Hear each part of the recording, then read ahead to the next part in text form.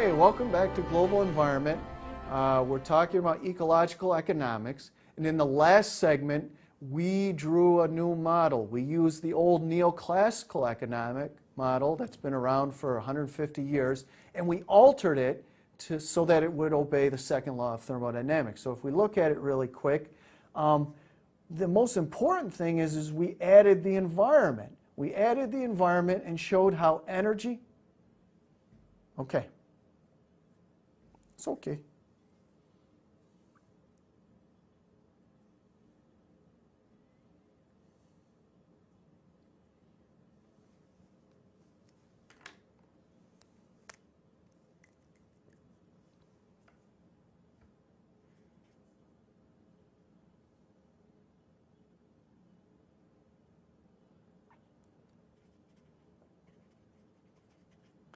Hey, welcome back to Global Environment. We're talking about ecological economics. And in the last segment, we took the standard neoclassical economic model that's been around about 150 years, and we started to try to improve it. We made an ecological economic model.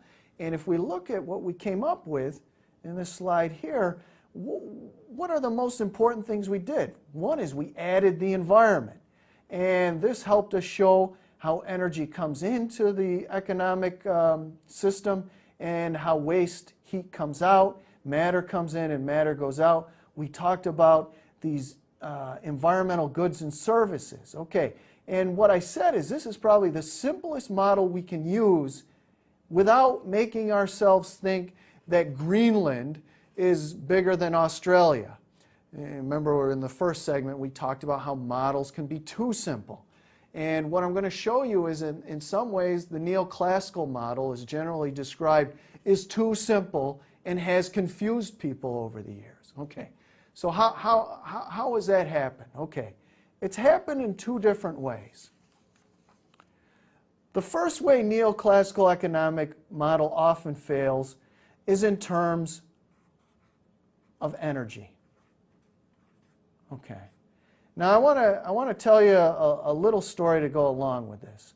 Now there's something called a production function.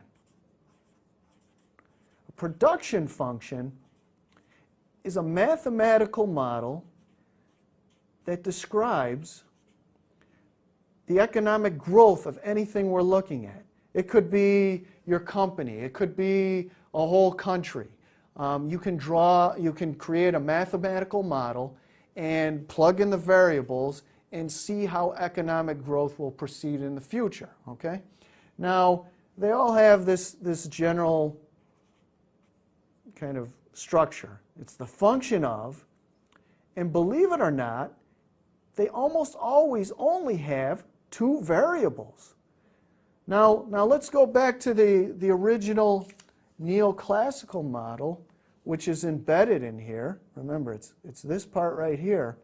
If you were to pick two variables that are needed for the production of goods and services, what would they be from the original model inside here?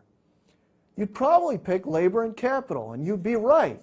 So these production functions only use labor and capital, and we'll use the German Das Kapital right in the middle. Labor and capital.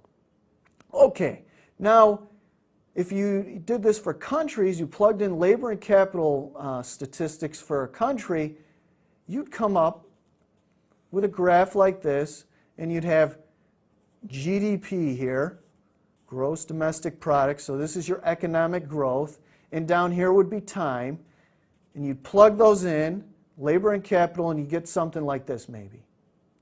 Now here's the catch. It's always wrong. It's always wrong. The actual values are always larger. Okay, so this is your real stuff, and this is from the model down here. So you have this residual that's unaccounted for. Now, how do you figure this out? What does this due to? Traditionally, people, economists, have said this is due to innovation. Innovation. What's innovation? New ideas, new technology. We can't make a formula really for innovation, and that's why we miss it, okay? So that's the general excuse, if you will.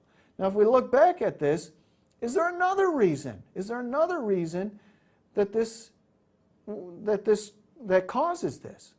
Well, how about this? Let's look at the altered model. The whole model here, the ecological economic model. Okay, is there a variable missing? Okay, labor's important, capital's important, but do you need something else?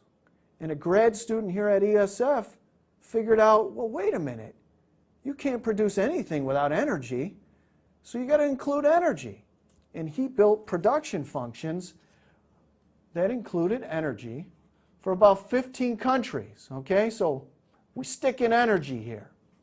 And what did he find? He found out that this residual disappears when you do that. He nailed it, okay? And it was even more extreme because he found out that energy was more important than labor and capital combined. It was that important, okay? Okay, so it fails in terms of energy. It also fails in terms of the environment. And we'll get to that in the next segment. We'll talk about how the model fails in terms of the environment often and what are some of the consequences of that. So I'll see you next time in Global Environment.